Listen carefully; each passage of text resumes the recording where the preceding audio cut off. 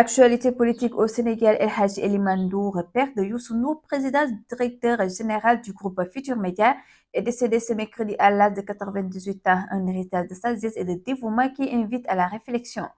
Homme de cœur, Eliman Ndour fut un modèle de générosité et de sociabilité. Il a toujours su offrir son foyer et son lieu de travail au partage, qu'il s'agisse de repas, de conseils ou d'entraide. Son expérience et sa bienveillance ont marqué de nombreuses personnes, quelles que soient proches ou anonymes. Rapport de la Cour des comptes, Bassirou Diomaye Faye dévoile son plan de relance. Le rapport accablant de la Cour des comptes sur la gestion des finances publiques entre 2019 et 2024 a mis en lumière des irrégularités majeures, manipulations comptables, dettes cachées et transactions financières douteuses. Face à ces révélations, le président Bassirou Diomaye Faye a décidé d'agir avec fermeté, mais avec ces solutions sont-elles à la hauteur des attentes des Sénégalais? Transformation de la gestion des finances publiques, le président Bassirou Diomaye Faye demande au PM d'engager des concertations. À l'occasion du Conseil des ministres de ce mercredi 19 février 2025, le chef de l'État a demandé au PM d'engager des concertations avec toutes les forces vives de la nation, les centrales syndicales, le secteur privé, national et le patronat notamment. L'objectif principal est de partager avec précision les conséquences de la situation actuelle et de trouver des consensus adaptés à la mise en œuvre soutenable du nouvel agenda de transformation de la gestion des finances publiques.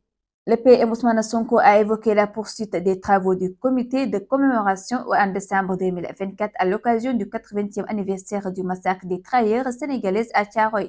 À cet égard, il a rappelé que le président Bassirou Diomaye Faye, par décret en date du 13 janvier 2025, a élevé le cimetière militaire de Thiaroye au rang de cimetière national et a institué la date du 1er décembre comme journée des travailleurs sénégalais, a-t-il déclaré. La réponse inattendue de Macky Sall après le rapport accablant de la Cour des comptes. Actuellement en séjour à Dubaï, il poursuit son agenda diplomatique sans manifester le moindre signe de préoccupation.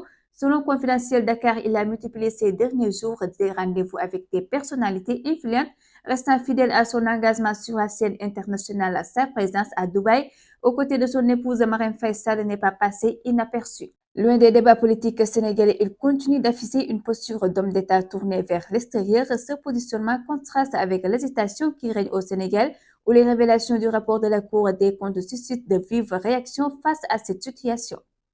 En mars de la rencontre organisée par la FRAPP pour présenter son rapport sur l'impact des 80 ans d'intervention de la Banque mondiale et du Fonds monétaire international FMI au Sénégal et en Afrique, Cheikh Omar Diagne a passé au crible le rapport de la Cour des comptes sur les finances publiques. Selon lui, les auteurs de crimes économiques, on doit les massacrer. Situation économique, grève des travailleurs, le pays constate une crise aggravée par les choix erratiques du nouveau régime.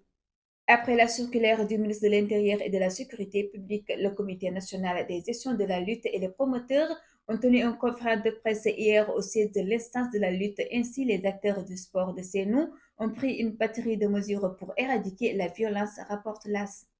Franck, un des lutteurs les plus en vue du moment, a récemment adressé des rumeurs concernant un supposé recours au dopage qui ont émergé après sa performance impressionnante lors de son dernier combat. Certains observateurs ont en effet trouvé son niveau d'énergie inhabituel, ce qui a alimenté des spéculations sur l'utilisation de substances interdites. L'ombre de la drogue plane à nouveau sur la famille Amar. Cette fois-ci, c'est Maki Amar, fils du défunt homme d'affaires Ahmed Amar, qui se trouve au cœur d'un dossier explosif. Selon l'observateur, il a été déféré devant le procureur de la République pour association de malfaiteurs et trafic de drogue, aux côtés de sa campagne alimentaire de son ami Mamadou Lamine Diémé.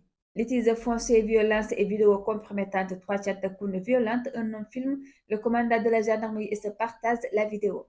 Ce qui devait être un simple litige foncier s'est transformé en un véritable feuilleton judiciaire à Medinatoul Salam. Cheikh Diouf, Ibrahima Dramé et Bassirou Mboup, 3 disciples du défunt guide religieux Cheikh Béthio Thioune, se retrouvent aujourd'hui derrière les barreaux pour des faits graves. Les dirigeants du Royaume-Uni et de la France se dirigent vers Washington la semaine prochaine pour des discussions de haut niveau. Ces rencontres se concentreront sur les efforts diplomatiques liés à la guerre en Ukraine. Cette initiative s'inscrit dans le cadre de l'administration américaine qui cherche à avancer vers une résolution du conflit. C'était tout pour votre résumé d'actualité. Merci, au revoir.